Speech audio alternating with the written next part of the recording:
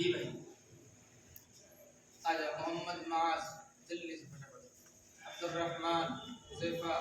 ورثہ اس کو کتاب شان رضوان راحیم عاطف الماس اسی جگہ سلمان آ جائے اسمون روحان احسن حذیفہ محمد عبد السبحان محمد حسن یوسف فیض اللہ قاسم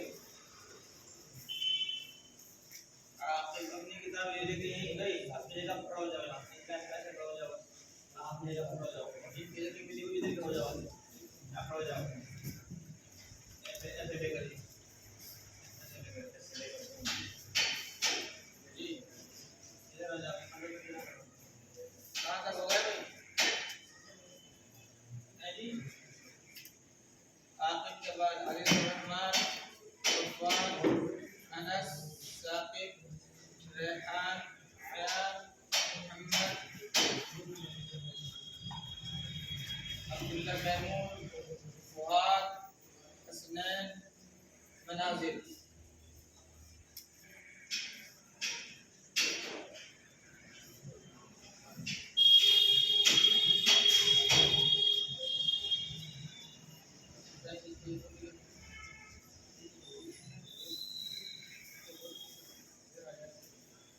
یہ جو کتاب ہے نا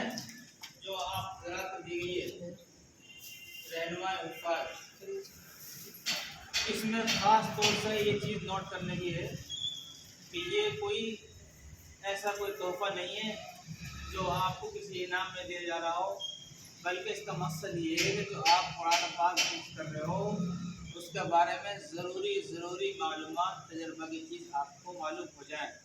اس کتاب کو اگر آپ دھیان سے توجہ سے پڑھو گے بلکہ صحیح معنی میں اگر اس کو پیو آپ پی جاؤ اس کو تو آپ کو جو ہے نا جو جتنی بھی رہنمائی کی اور حفظ سے متعلق ہدایات کی ضروری چیزیں ہیں، مثلا مشکل آیات کون سی ہیں، مشکل کلمات کون سے ہیں، کس جگہ پر کیسے وقف کرنا ہے، جی کس بارے میں کتنی رکوع ہیں، کس صورت میں کتنی رکوع ہیں، کتنی آیات ہیں، اس متشابہات کہاں ہیں، یہ آیت یہاں اس طریقے سے ہے، پھر اس طریقے سے یہ دوسری آیت دوسری جگہ کہاں کیسے ہے، اس طرح کی ضروری چیزیں اس سے آپ کو معلوم ہو جائیں گی تاکہ آپ کو یاد رہے کہ اس وقت میں کون سا پارہ پڑھ رہا ہوں اور اس پارے میں یہ کیا لفظ ہے، کون سا رکوع پڑھ رہا ہوں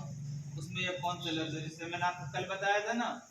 سبحان النبی کے شروع میں وَيُبَشِّرُ الْمُؤْمِنِينَ اور سورہ کہف کے شروع میں وَيُبَشِّرُ الْمُؤْمِنِينَ، اسی طریقے سے شروع میں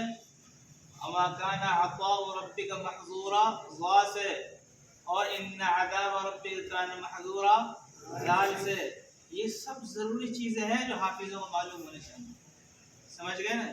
لہٰذا اس کتاب کو اسی دھیان سے توجہ سے آپ کو اپنے مطالعے میں رکھنا ہے اور اس کو کور پہنا کر اور اس طریقے سے آپ کو پنی میں رکھنا ہے جو یہ ہمیشہ آپ کے کام آتے رہے محفوظ رہے. لیکن انشاءاللہ